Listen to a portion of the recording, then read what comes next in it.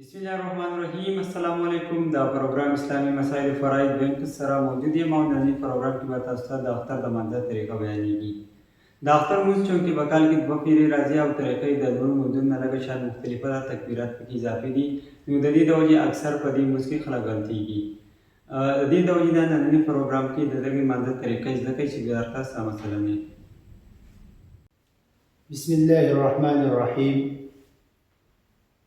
دا لوی اختر ضروری مسائل په اولنی نمبر کلیپ کې بیان شو. اوس ضروری مسائل د لوی اختر د مانځه په باره کې بیانول غواړم. نو د لوی اختر د مانځه طریقه ډېره اسانه ده، خو څنګه چې حذیفه به وویل چې دا مونځونه په کال کې یو ځل راځي، لوی اختر او د وړوکي اختر د دې وجې نه زیات خلکو ته په دې باره کې مشکلات وي او مسله ترې هېرېږي.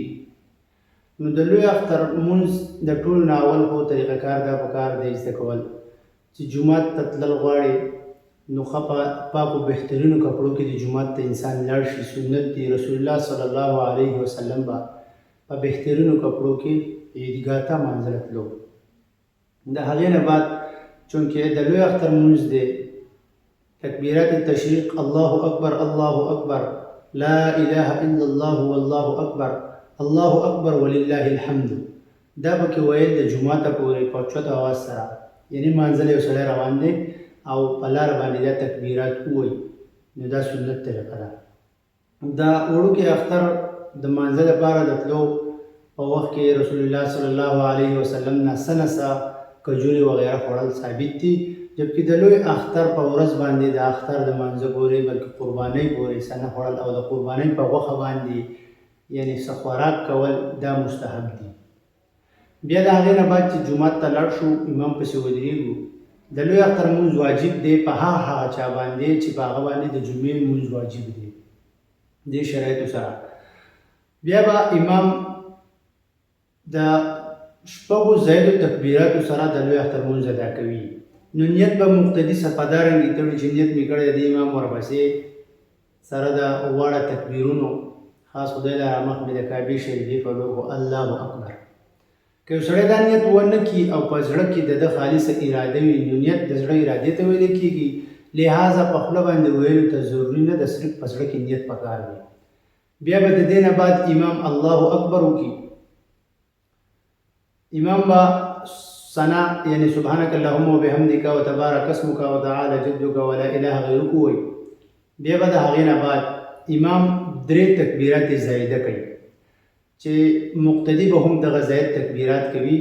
الله اکبر لاس به ځوړند وي، بیا به الله اکبر لاس به ځوړند پاتې کوي، یعنې په نامه به نږدي. بیا چې کله په درېیم ځل امام صاحب الله اکبر وکړي، مقتدي او امام به دواړه لاس په نامه باندې کېږي.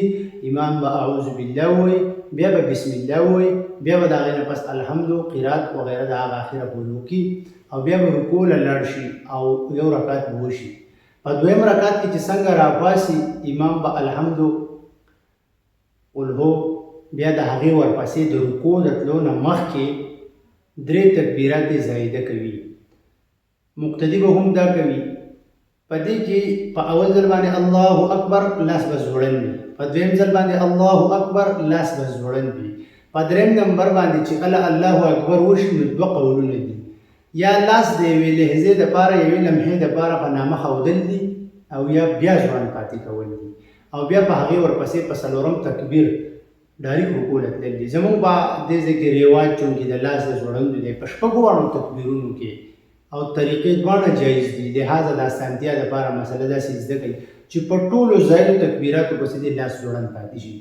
بیا به امام نارمل دغه رکعت پورې کې دوه رکعته لمونځ وشي، بیا به امام سلام وګرځوي، پس د سلام نه به خطبه کوي. دا خطبه په دې کې به د عید الاضحی د قربانۍ وغیره څه نه څه احکامات بیانېږي. دا خطبه اورېدل واجب دي.